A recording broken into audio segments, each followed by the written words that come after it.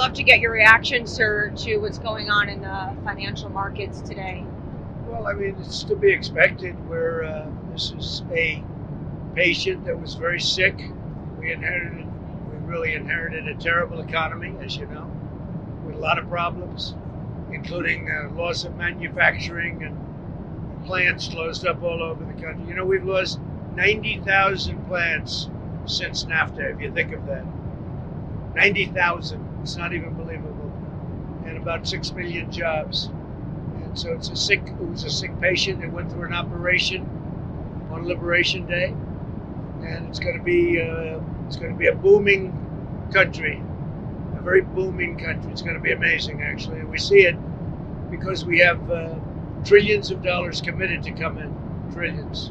Sir, can I ask you, when you say that it was an operation and the patient's healthy now, does that mean you see us as kind of towards the high water mark in terms of operation? Sure.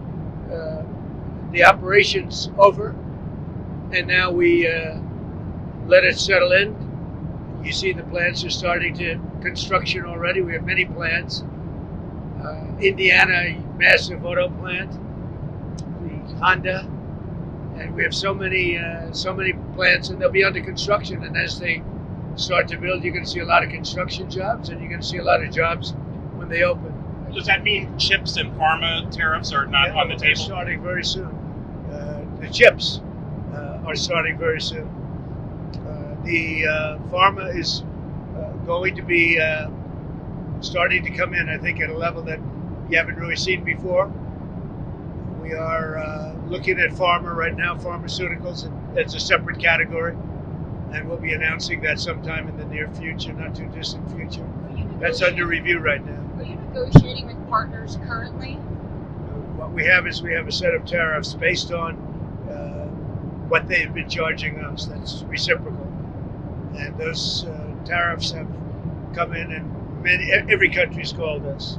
That's the beauty of what we do. We put ourselves in the driver's seat.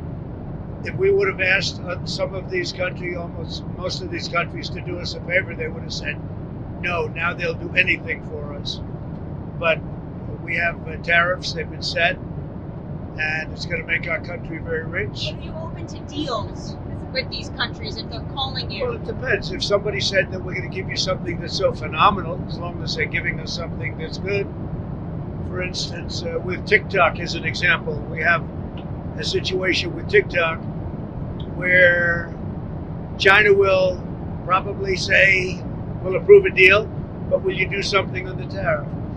The tariffs give us great power to negotiate.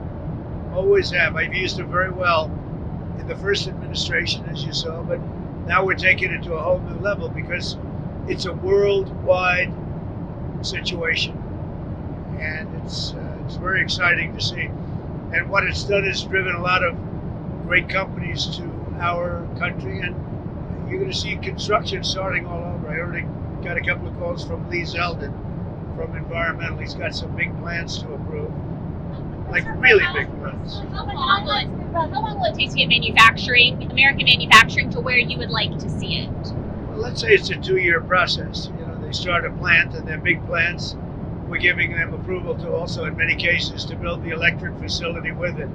So you have electric generation and the plant, and they're big plants. Now, the good news is a lot of money for them, and they can build them fast, but they're still very big plants. So I'd always say it would take a 1.5 to 2